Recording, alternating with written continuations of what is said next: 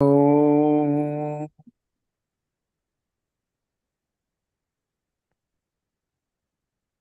Om Shri Gurubhyo Namo Namah Shri Ganeshaya Namo Namah Shri Ved Purushaya Namo Namah Shri Vakyadevyai Namo Namah Shri Saraswatyai Namo Namah Shri Angrasaya Namo Namah Shri Kapalaya Namo Namah Shri Gargaya Namo Namah Shri Vedavyasaya Namo Namah Shri Dharmaya Namo Namah Shri Matra Sakyai Namo Namah Shri Radha Krishnabhyam Namo Namaha. My humble pranam to this distinguished audience, and also my gratitude to Sri Rajiv Parma ji and Shruti ji, who are providing this opportunity and platform for all of us to listen the wisdom of ancient rishis. How did they see their world? How did they organize and design their living traditions? And so we'll continue this journey. As you know, we have been doing this journey for some time. And this is the second course, and we are approaching the end of this journey in today's lecture and next lecture. Of course, journey never ends, but somewhere we have to reach a milestone. So let us move on together through ups and downs, through beauty and wonder, through the mysteries of the Hindu worldviews, on almost every topic that concerns our personal life, professional life, social life, and worldly lives.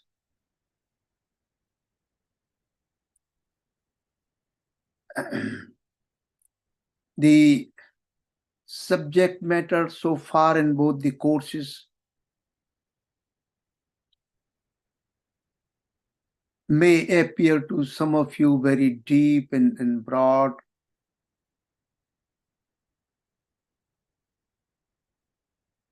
but my dear listeners,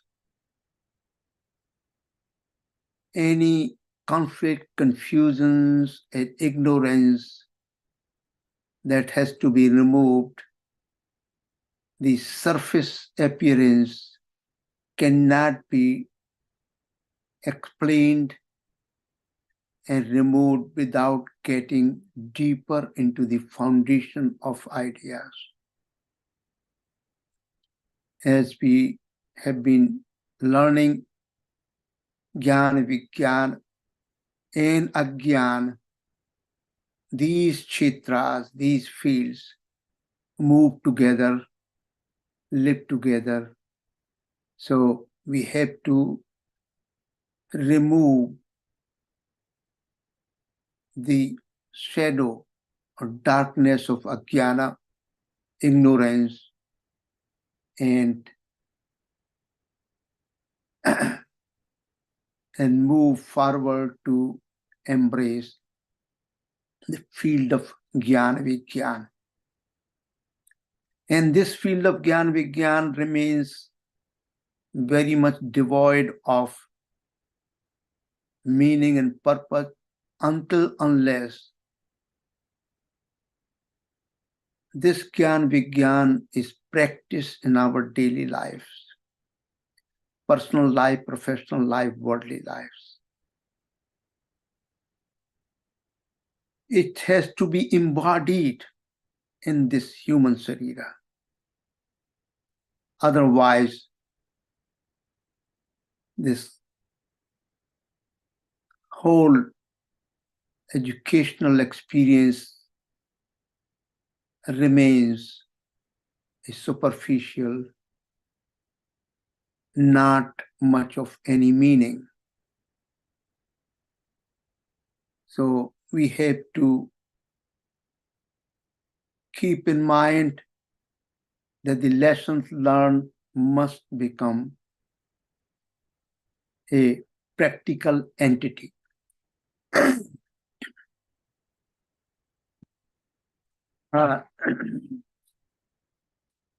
Last time, let's just the concluding session, number 5, we have talked about the Vivaha Sanskar Yogadharma. Vivaha Sanskar Yogadharma, where yogic union of male and female takes place, but after this union, they enter together in an ashram, in a space which is sacred, a physical space as well as mental, intellectual space, where both are going to work together, learn together, live together, and live a life of beauty, wonder, mystery, and life of Lokasamgraha Yogadharma. And so as soon as you enter the Grihastha ashram, new dharmas are born. They take birth within this space of Grihastha ashram. And these are the traditional 5 dharmas, or called yagna, or called rina, obligations to be met by all those who have entered into Grihastha ashram. I have added one more into this scheme of 5, so the total becomes 6 dharmas. The Bhut Yagna, Manushya Yagna, Pitri Yagna, Dev Yagna, Brahm Yagna, Rashtra Yagna. This is a newly added. The primary fields in the Rashtra Yagna is the unity, stability, security, pollution, corruption, control, and all other policies and programs that promote commitment and practices of Purusarth Yogadharma Kshetra. One's contribution toward achieving the above goals. Readiness to fight against the enemies of Rashtra.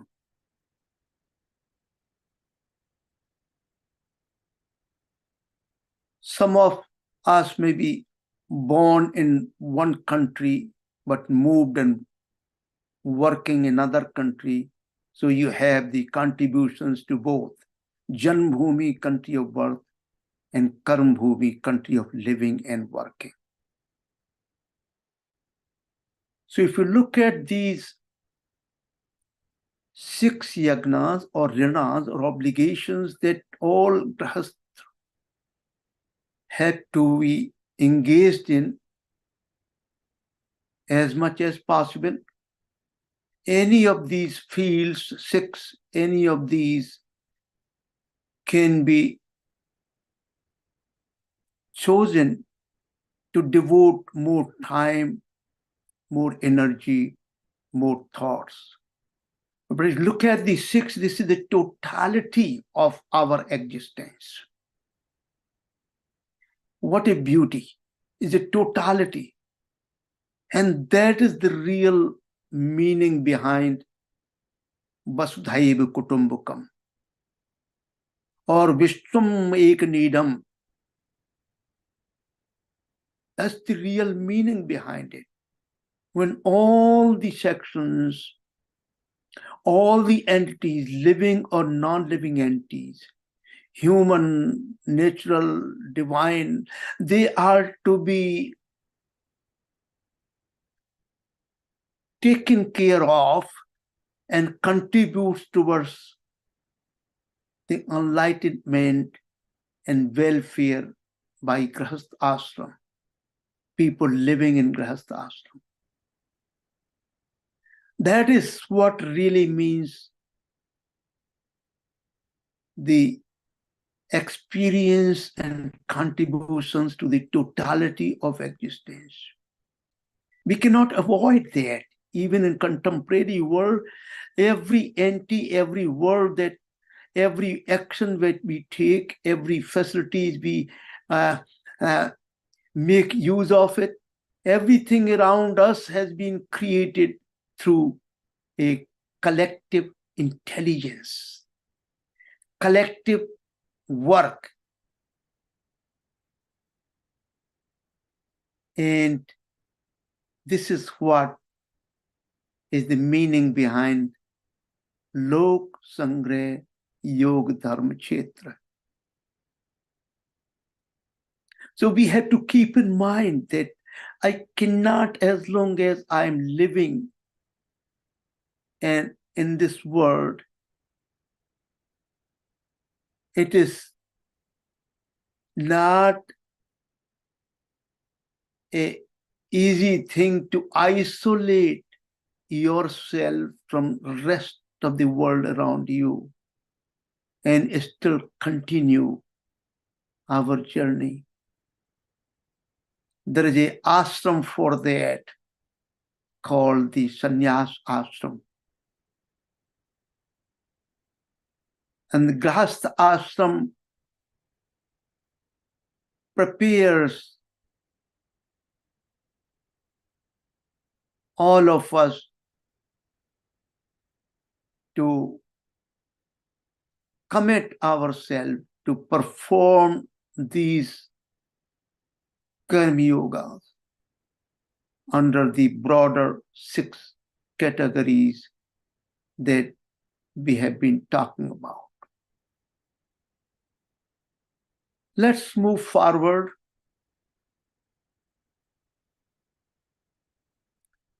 We must stop using marriage or wedding as synonyms for the Vivaha Sanskar.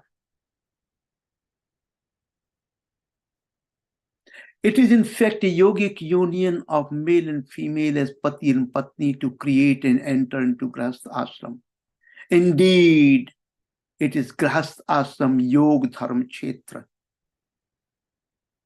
This Kshetra reflects upon various such union in the Adidevic, Adhyatmic, Adibhautic domains of existence itself. It is a sacred union, most wonderful union that take place within this Grahastha Ashram Yoga Kshetra. We recall the very first words of the Bhagavad Gita, Dharam Kshetre Kurukshetre. And Grahastha Ashram is both of these kshetras. With this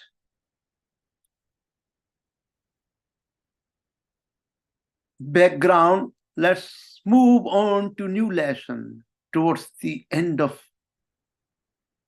this journey. Hindu concept of Mrityu, death. And in these 2 lectures, today's and next lecture, which is going to be, I think, on December 16th, Saturday at the same time, we will try to learn, though briefly, the concept of death. Introduction, birth of death, definition of death, end of bodily life, Antyesti Sanskar, the last sacrifice, offering of the body. a state of disease after bodily death, and rebirth phenomena. How these different aspects have been looked at, talked about, worked out, written about our ancient sages. And how some of these things, these ideas, these principles come across in contemporary scientific and medical thinking. The symbol is here, the land cracked and deserted, just like human body towards the end of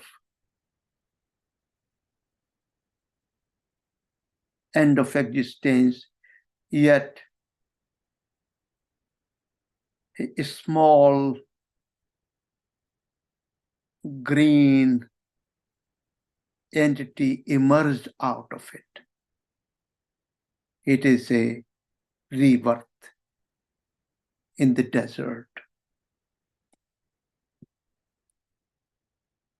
Just a cautionary note, though this narrative, some of you may have become emotionally disturbed.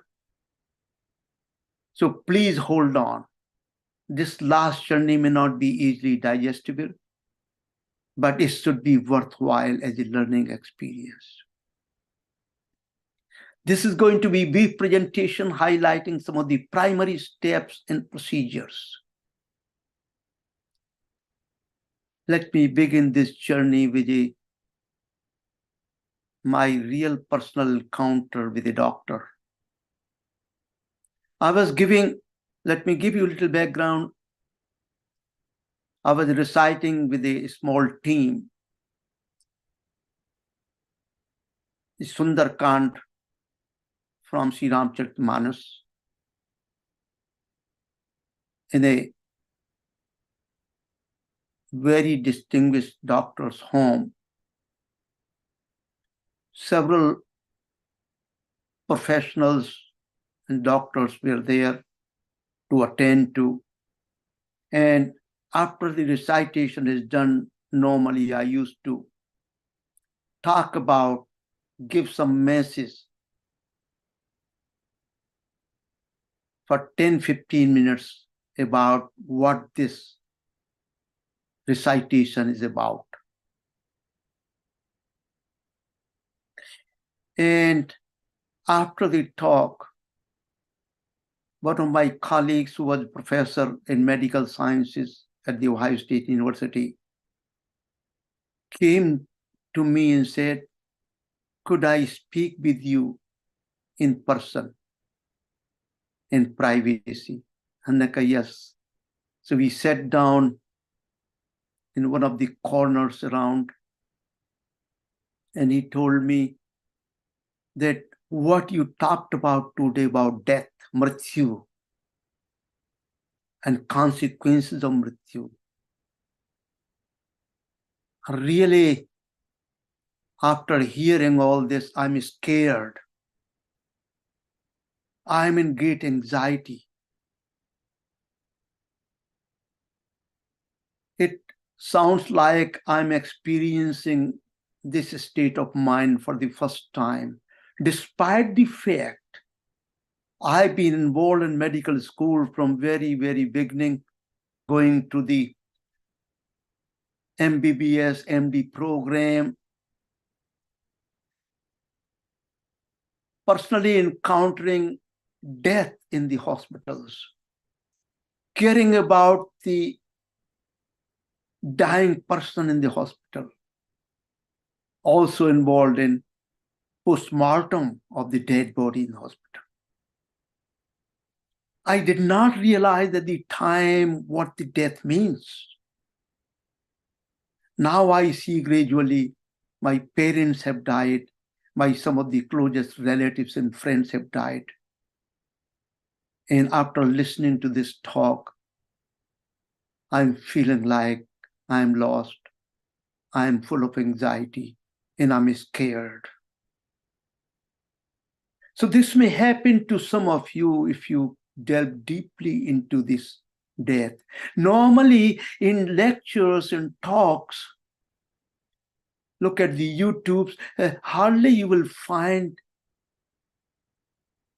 the speakers talking about the death.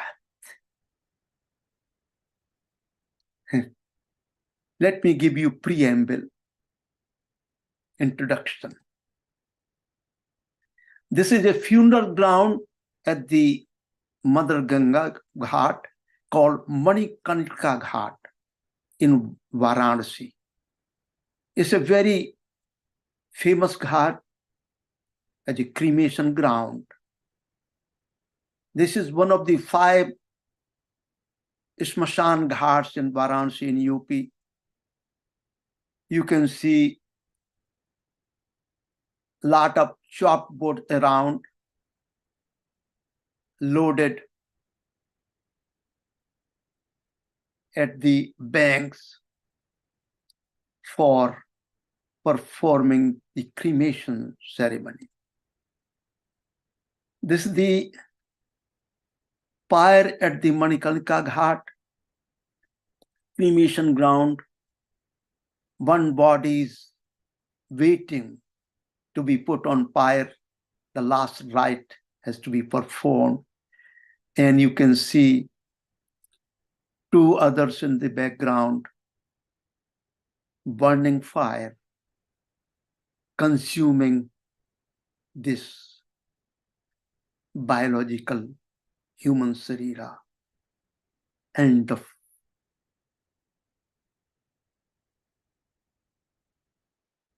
of this sarira, last sacrifice. Nothing remains visible after the sacrifice is completed. Look at the Aghoris, some of the very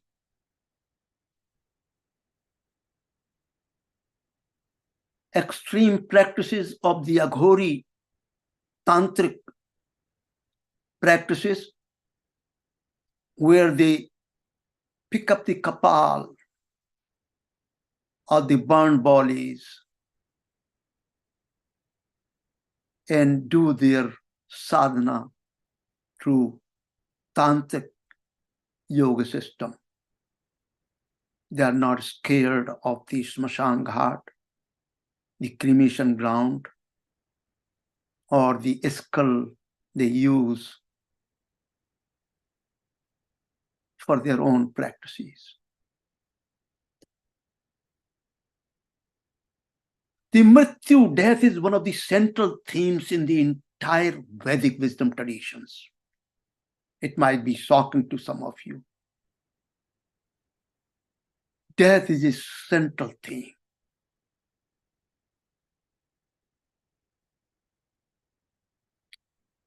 Primary personalities dealing with the death are Niritti, married to Adharma, gave birth to demons, and 3 most vicious demons are the fear, the terror, and Mrityu.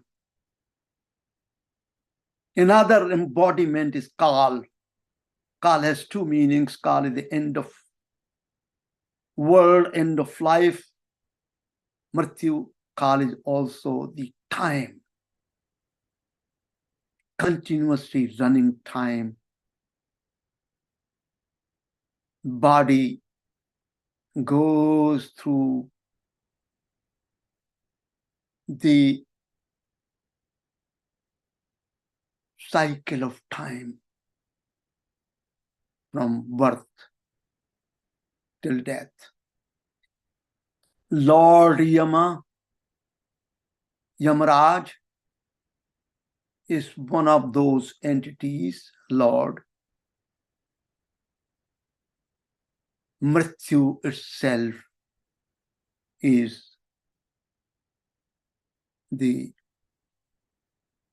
such a entity and personality. Kal himself declares, I terminate everything that exists.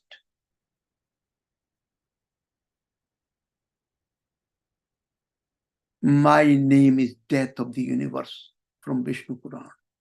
Srimad Bhagavad Gita, it starts with the death and its consequences. The whole Bhagavad Gita came out to and manifested to all of us, the whole humanity. It starts with the death and the battlefield and the primary questions related to death. Mahabharata, Yudhishthira asked by the Lord of Death, what is the most wonderful thing? He responds, day after day, countless beings are sent to the realm of death. Yet those who remain behind believe themselves to be deathless.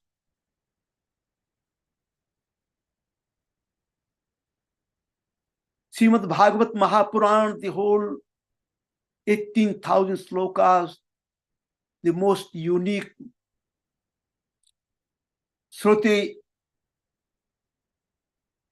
King Parikshit initial crucial question to Sukdevji, Bhagavan Sukdevji, is this: what in every respect should be done by a person who is about to die? Again, start with the death and ends up with what he called the emancipation. That's the journey we have been taking for last several months.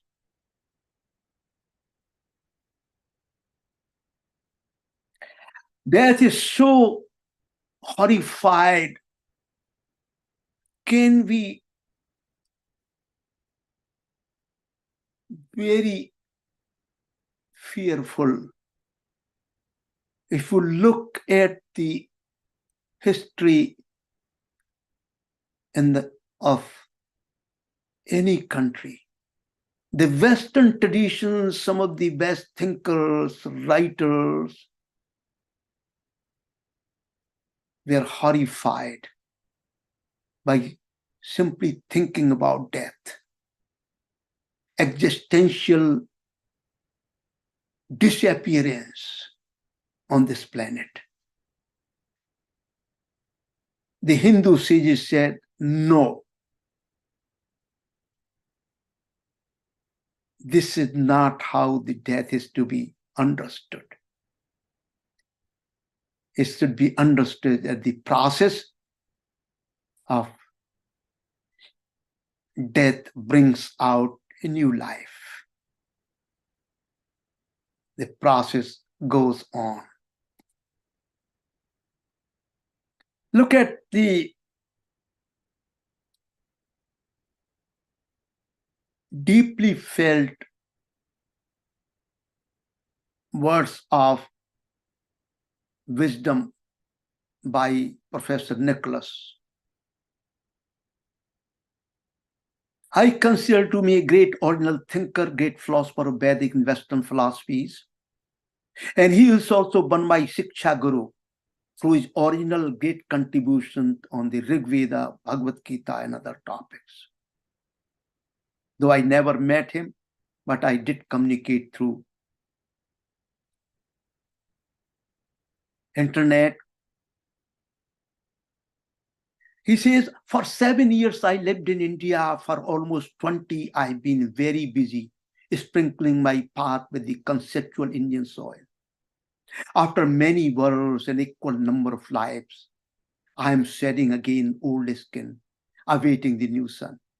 Myths and ideas have a quick way of becoming human flesh, but between births, what is there to go beside thought making, obvious to the thought's own limits? For the flower that once has bloomed has chosen to die. And I want to make this private and public confession today in front of all of you and the future audience. In this body, I myself have gone through a few times in the past the cycles of death and rebirth in this body, and currently also going through another cycle. I don't know how long will it last. This is my confession. What it means may become clear to the audience as we go along towards the end of this course. Robert Oppenheimer, now I am a death, the destroyer of the worlds. Quotation from Bhagavad Gita when Trinity was exploded 5:30 hours, July 16, 1945. Kalosmi lokchaye krit prabaddho. He was scared. The whole team, Manhattan scientists, were uncertain, full of fear. What might happen? He recalled the eternal wisdom from Bhagavad Gita when Krishna declares, I am become death.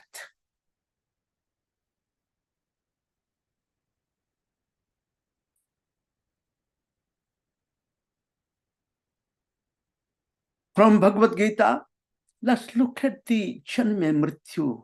Jatasi dhruvo mitru dhruvam janma mritasya cha tasmad pariharyarthi na tum sochitam arhasi. For the one that is born, death is certain, and certain is the birth for the one that has died. So this is the birth and death cycle, goes on and on till the ultimate goal of moksha dharma not achieved. Therefore, for what is unavoidable, you must not grieve. Beings are unmanifest in their beginnings, manifest in the middles, and unmanifest again in their ends. O Bharat, what is there in this full lamentation?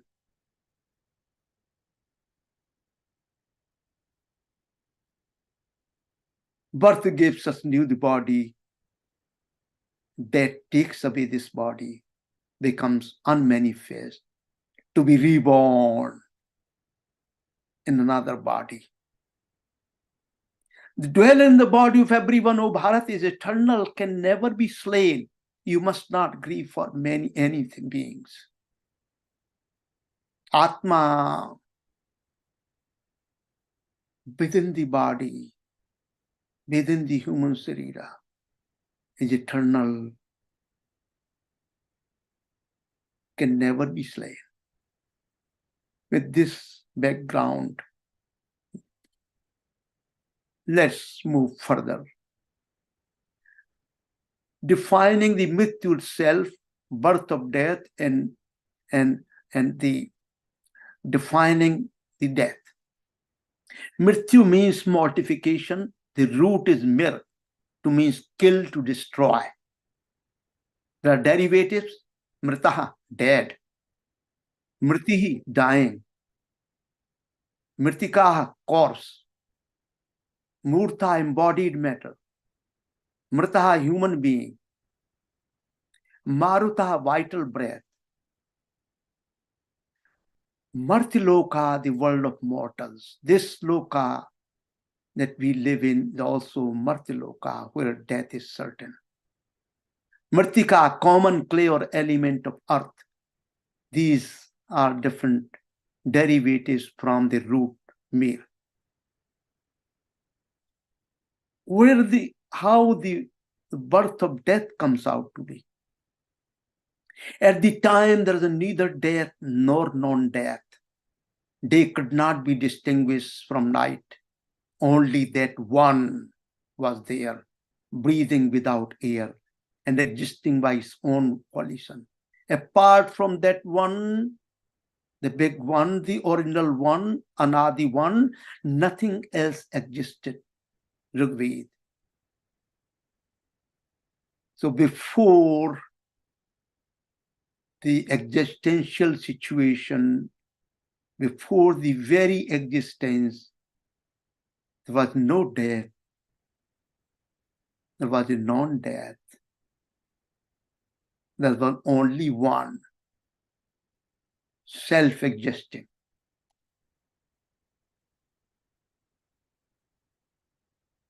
Bhagavat, O hero, death is certain for everyone born. It is born with the body of his birth. Can come today or 100 years after, but it's certain.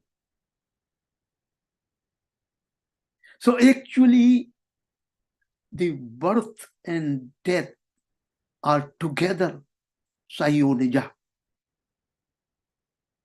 They are born together. With the birth, death along comes too. On account of intensity of attraction felt for the new body for whatever reason, the memory of old one is completely effaced. Death means this complete forgetfulness of old body and its affairs by the Jivatman. If you look at the modern sciences, the birth and death going on continuously in the body. Cells take birth and they die.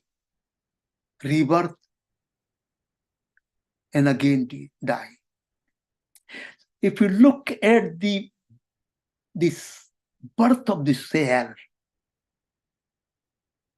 it also contains the biochemical substance for its own death. So birth and death are born together.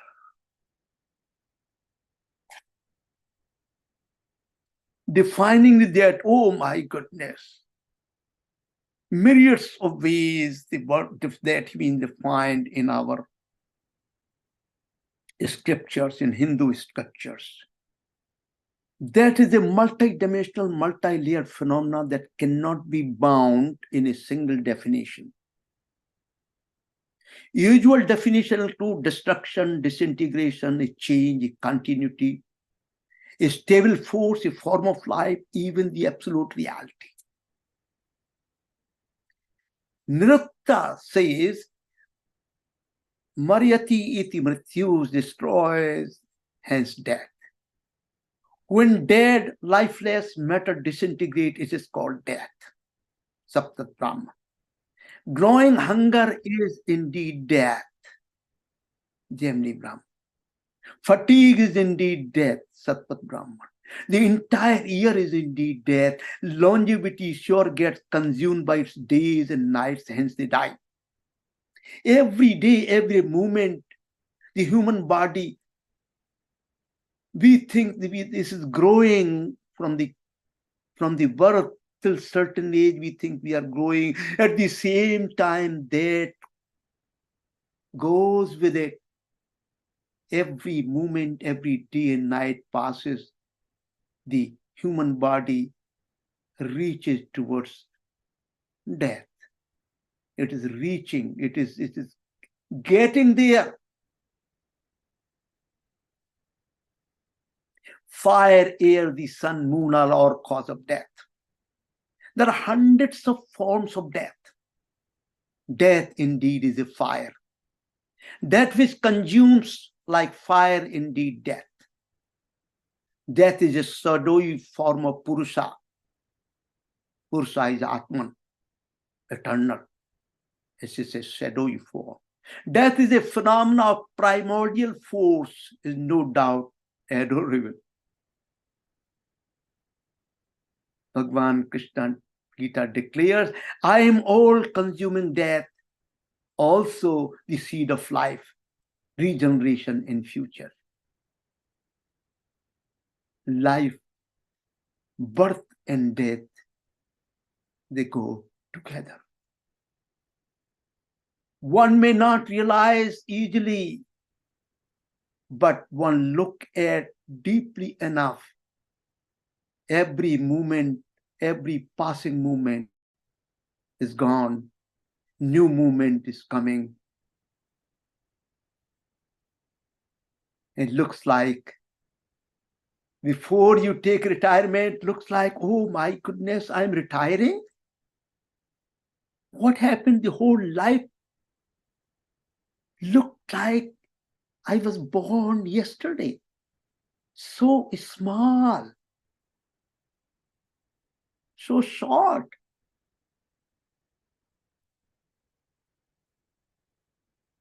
See, Bhagavad Puran says time and destiny is death. Time without end is the destroyer. Time without beginning is the creator. Immutable, creating beings together through other beings. He destroys through death, even the Lord Yama of death. Charak Samhita. When the body goes beyond normal functioning, kept restricted to its own faults, malfunctioning, it is then said to be a symptom of death. I've been defining these deaths. I can continue defining these deaths for another hour, but I will stop over here. Social death, psychological death. If I am in some profession when meanings are lost, that's the depth or that commitment, the cognitive depth, emotional depth. Oh my goodness. When everything in a movement becomes meaningless, purposeless, that's the death of that experience.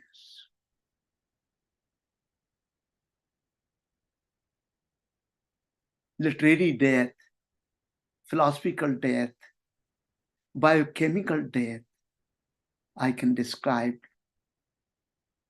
in a myriads of ways. Contemporary medical field, there are three definitions: irreversible cessation of circulatory and respiratory functions, or irreversible cessation of all functions of entire brain, including the brain stem. There is another subcategory, higher brain standard. Some standards look only at certain parts of the brain. Death in two forms is defined in modern medical practice. Somatic death, complete cessation of function of brain, heart, and lungs. Another one is molecular cellular death, death of only tissues and cells in this body. But please note, due to continuous developments of life-saving technology, defining death becomes very confusing with generally agreed definition.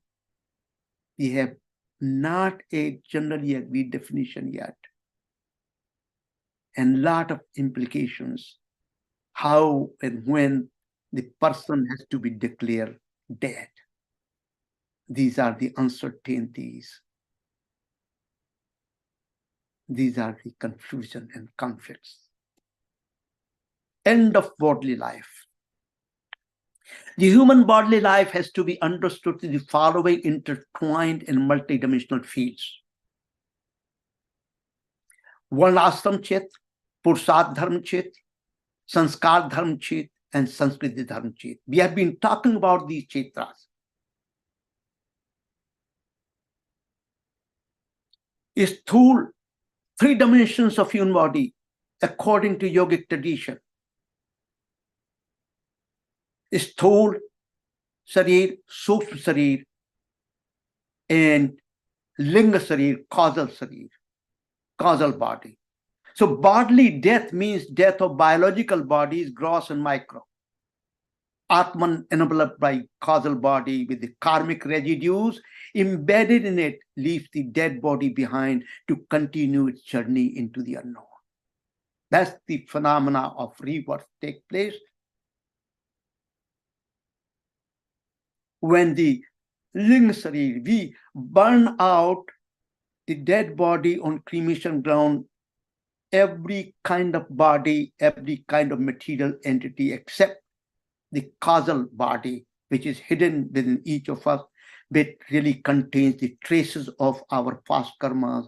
And then this is the leaving the body, Atma, enveloping this causal body, and ready for taking next birth. Antesi Sanskar, the last sacrifice offering the body to Agnidev. Primary sources are Graha Sutra, Srot Sutra, Aswalayan Sutra. They include detailed instruction regard to handling, dressing, and disposal of dead body, both at home and at cremation ground.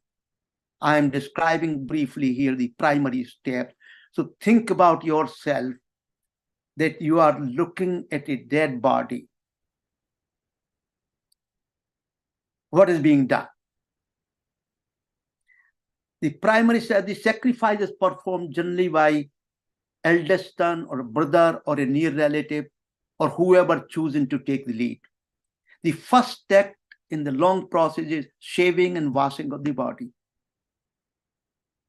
Second act, few tulsi leaves are placed in the mouth of deceased, among with some drops of water from holy rivers such as Ganga or Yamuna. His forehead is smeared with clay and ash. Forehead is painted red if the deceased is an unmarried man, married woman, not a widow. A piece of cloth, white for male, red for female, to be torn into two, with one piece of the body should be covered, keeping the feet uncovered, with a seamy side pointing to the west. The other piece should be kept with the mourner, put on a garland on the dead body. Utter these words while laying the seat. Give up the old clothing, dress up in a new suit.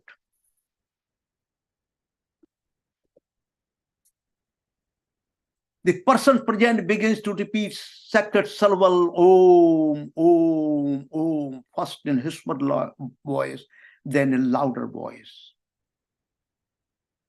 The coffin or cot upon which dead body was placed faced upwards and the head pointed to the south, which is the direction of Yamlok. Now, once you have done that, now carry his home fires, if you have, as his sacrificial vessel to the cremation ground. What happens at the cremation ground then? At the cremation ground, funeral pyre is erected.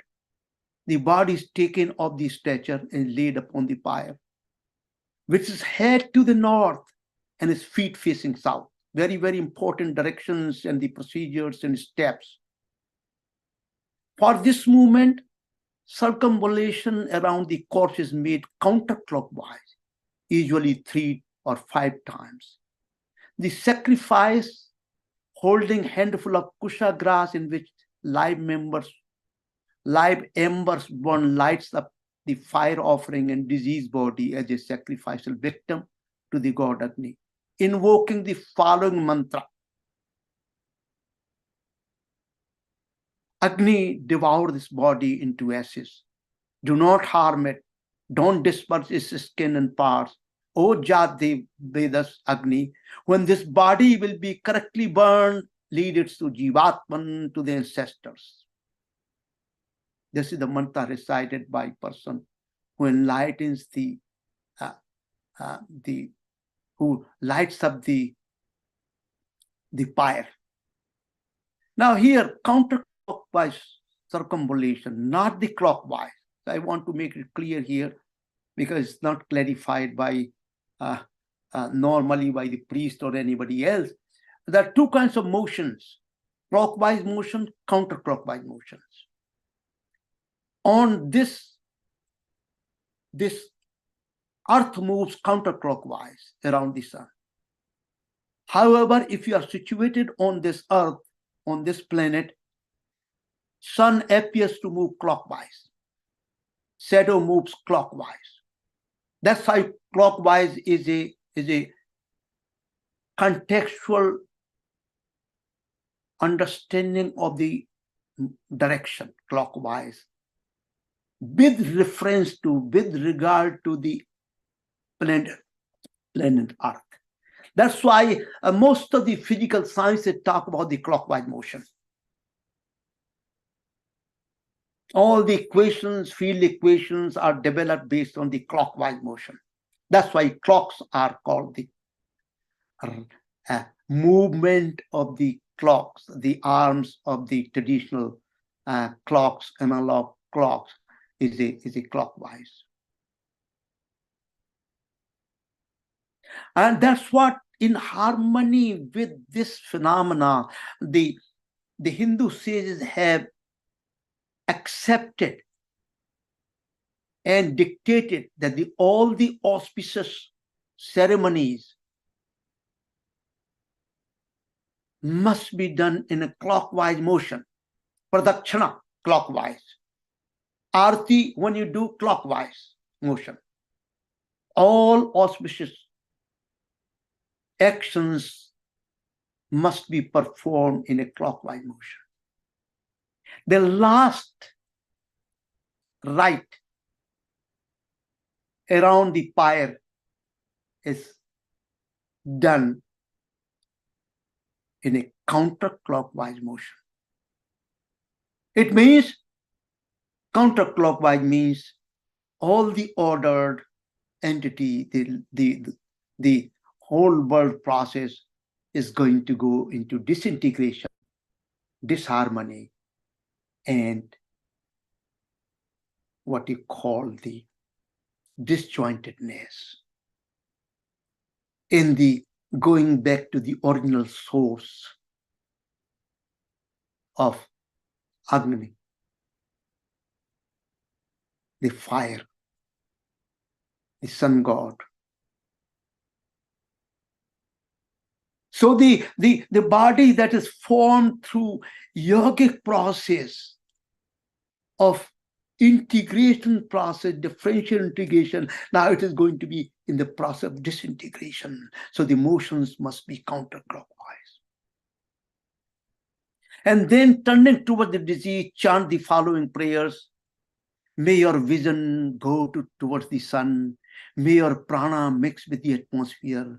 May you proceed according to the virtuous action that you made towards the heaven or earth or watery regions, toward any place pleasing to you, that you may provide it with the food, lead a bodily existence. The participant awaits the destruction of the course 3 to 5 hours. Generally, a carnal box explodes. If it does not, the sacrificer breaks the skull with a bamboo stick, permitting the exit of last prana from the body, called the Dhananjay Vayu. And this is called the Kapal Kriya, which signifies the awareness that the human remains are no longer the beloved relative or friend. See, even a skull has to be broken. Complete disintegration has to take place. The spoonful of clarified water are thrown to the fire to augment the fire. If in case the fire is burning and not finished his job, pour some water when the corpse is consumed, but the fire is still burning. The mourners, called the spindas, take bath at the place before going back to home. Reaching home, but before entering it, must touching the earthen vessel at the entrance, containing water, oil, and piece of a stone, few grains of barley, and bit of cow dung.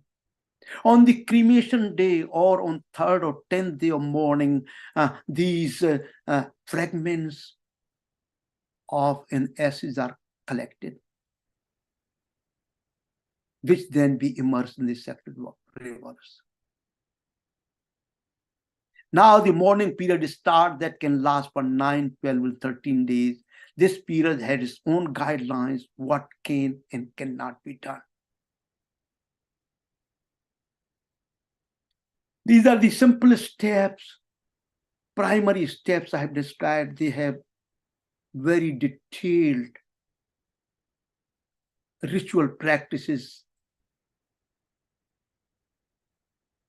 that are normally performed by the wise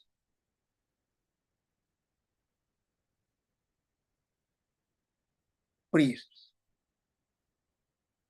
Concluding remark, the Antyesti Sanskar is called, I call it Yogadharma Kshetra, the last sacrifice. The birth is called the Yogadharma Kshetra, and the Antyesti, the death, is called Yogadharma Kshetra. Integration versus disintegration. The procedure, steps, and primary ideas behind they are quite complex. They have very, very long history, thousands of years, and they have been in continuous changes required under the aspect of time and social conditions. One can also observe the variations among the primary sutra literature and many ancient practices that became outdated and relevant with the changing times have been abundant. A critical study, for example, published in a book in 1979, I think this is a notes that description of the cremation in the scripture is identical to how it is performed nowadays during Mahabharata time. So whatever authentic procedures now followed nowadays, they have been spelled out in Mahabharata times.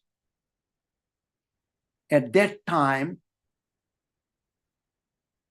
they were codified, and we are still using those steps and procedures to dispose of, or what we call the Antyesti Sanskar of the dead body.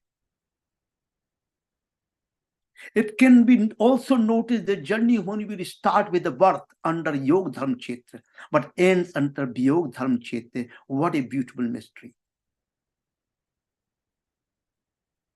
My dear listeners,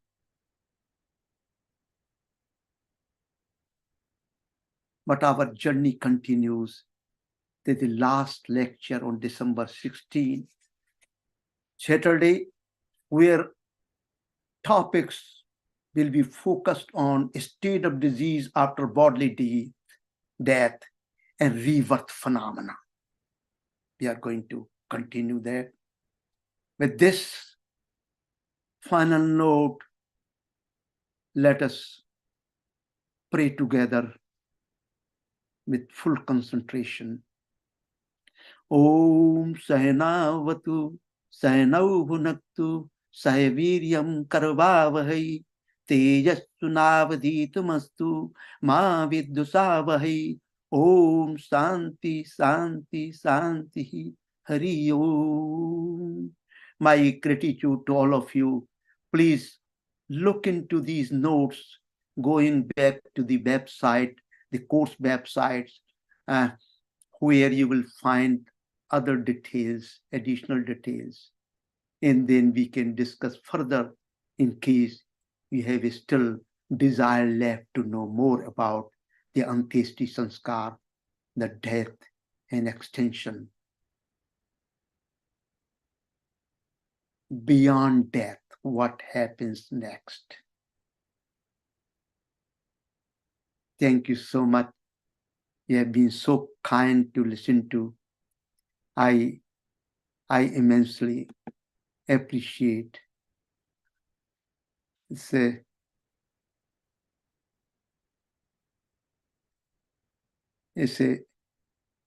honor and privilege to be able to share with you some of these ancient ideas under contemporary times. Thank you so much. Let us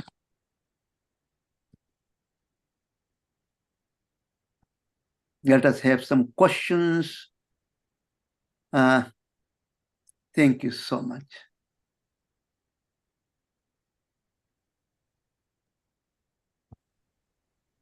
Mahendra ji, Chaturvedi ji. please go ahead. Chaturvedi ji, हाँ जी, नमस्कार जी। नमस्कार। बड़ा सुंदर और ज्ञान से भरा हुआ आपका भाषण था।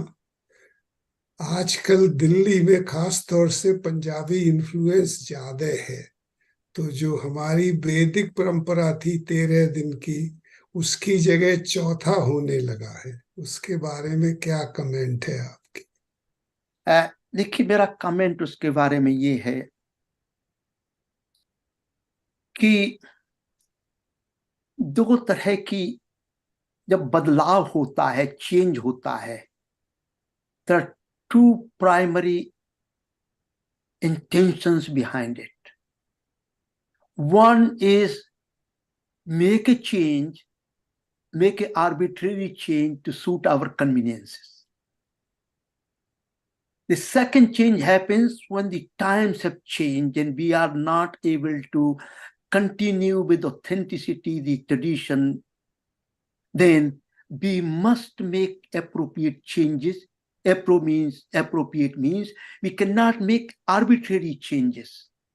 We can make appropriate changes as warranted by time and society, but based upon the fundamental principles. The procedure steps can be modified, can change, but based on the fundamental principles. So you can, nowadays actually, you will find in many places in the out of India, especially when, oh, I don't have much time, so I will take only one day off.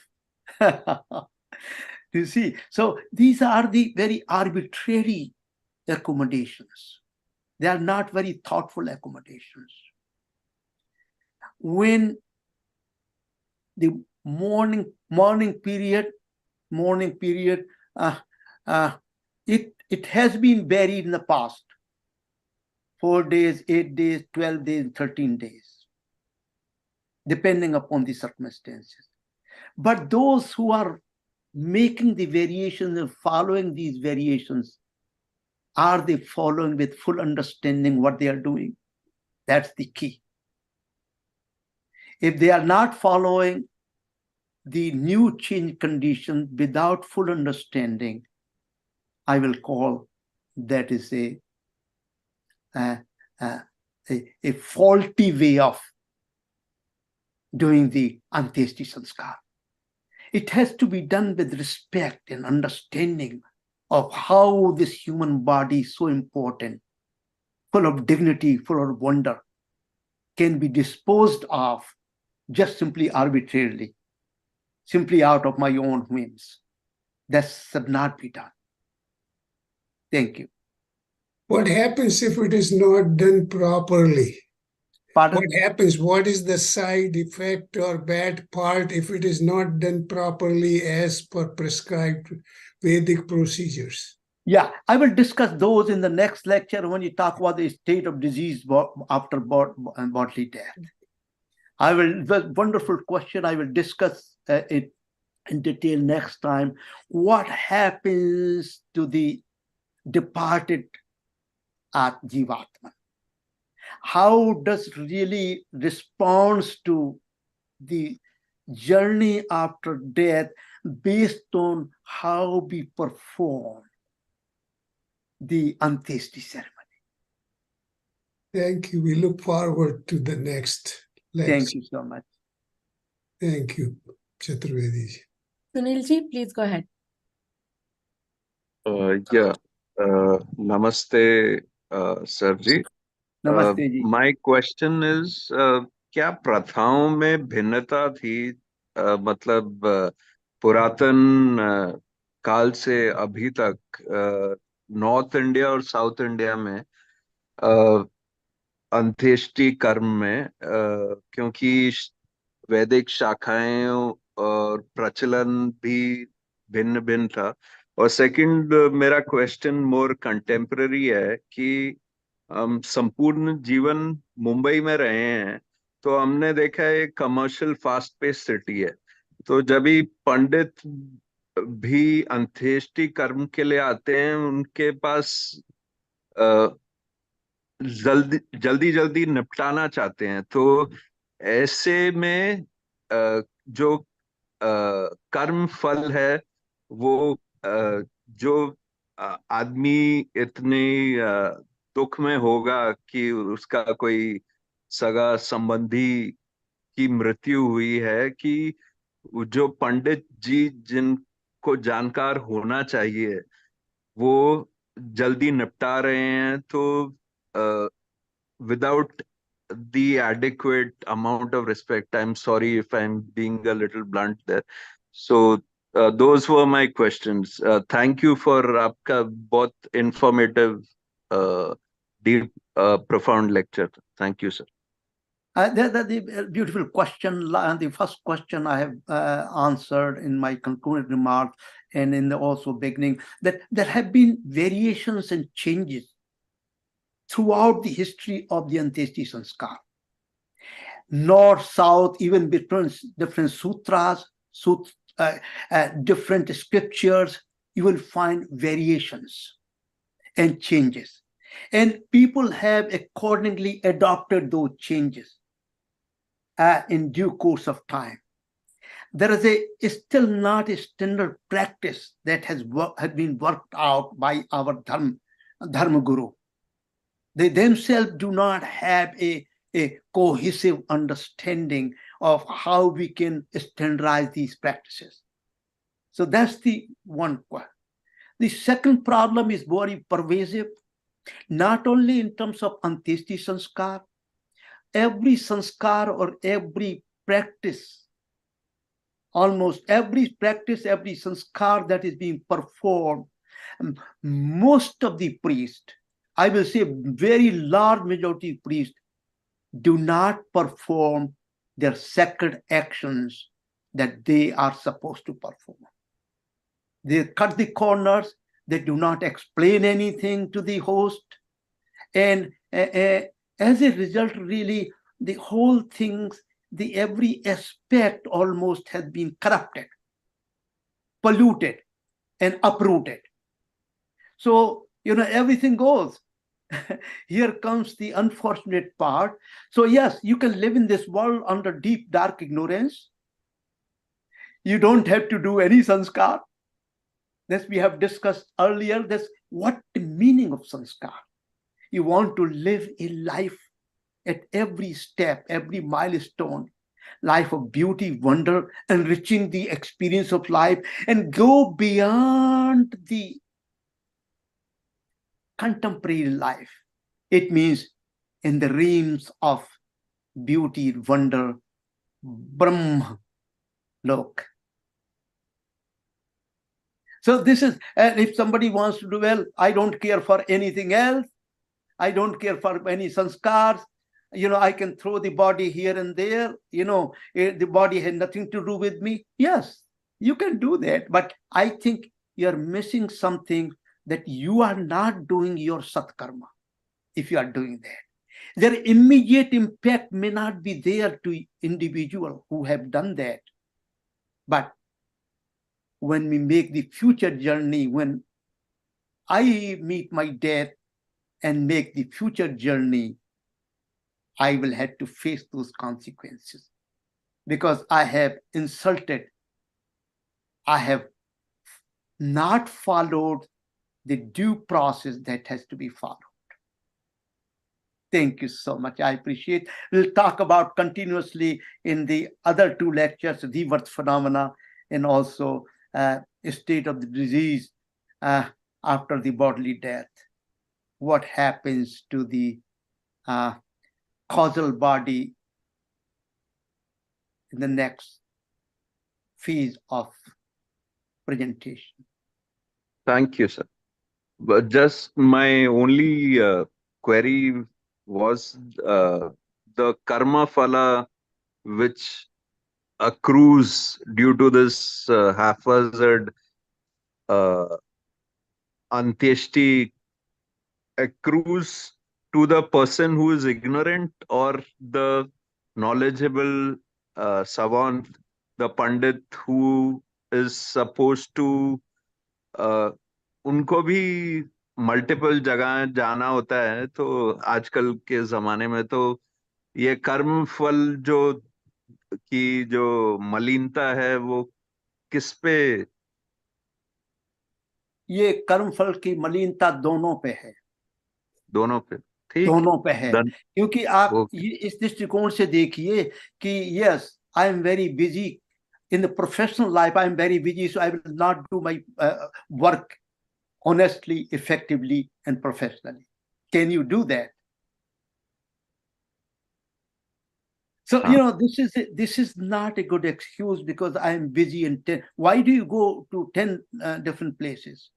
Go only the places where you can perform your duty with full authenticity and honesty. So both of them, the host and priest, they will have traces of karmas embedded in their karma kshetra. Thank you sir, that it does. Thank you.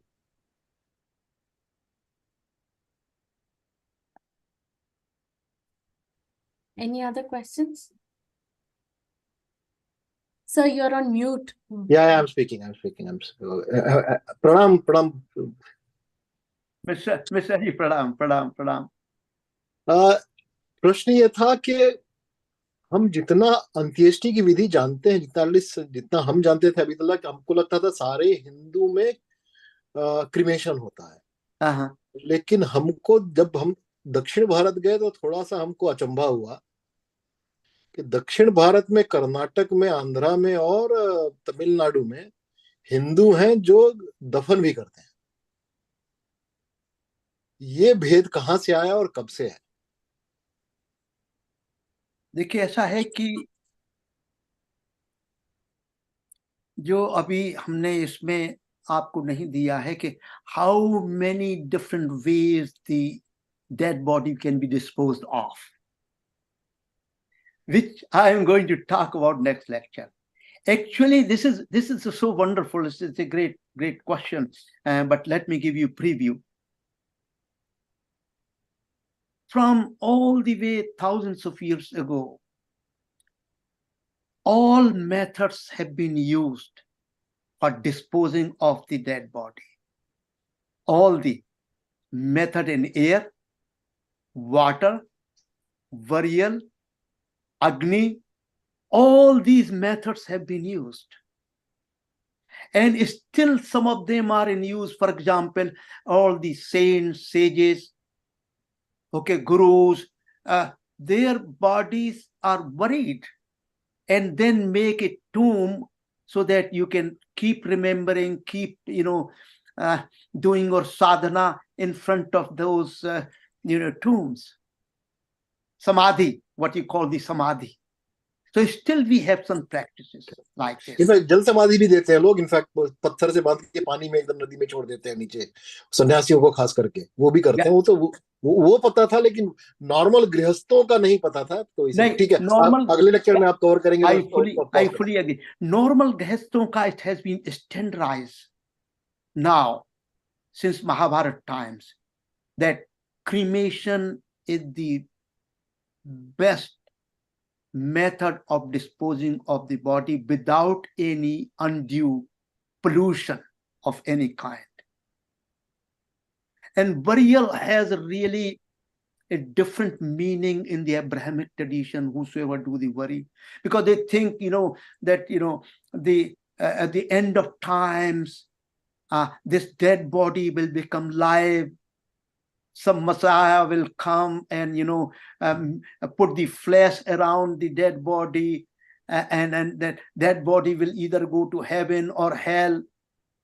So there's a different meaning behind burial. But such meanings do not make sense in the Vedic tradition, because we are talking about the rebirth phenomena, karmic residues. So that's why it's different. So yes, I fully agree. All the four methods have been tried. So some may still be trying the same, bury the body rather than cremate. Okay.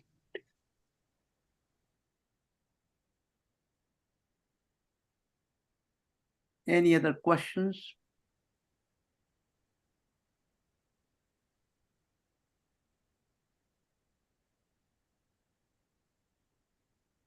If no further questions, I think, I hope to see you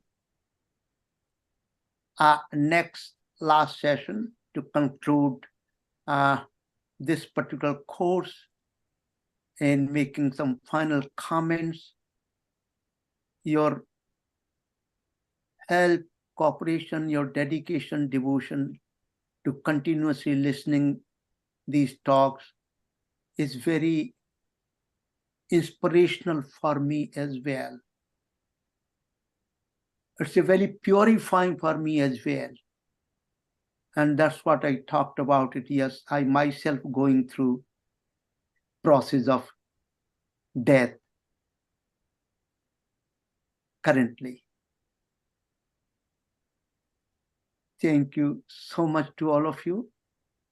And if you have any further questions related to today's talk, we can further discuss. You can put down your questions on the website, TOS website, or you can call me. My number is known to, I think, all of you, 614-284-1174. We can personally discuss some of the confusion, conflicts, and ideas. Please, thank you so much to everyone. Let us have a thoughtful evening to people in India and thoughtful morning to people in America.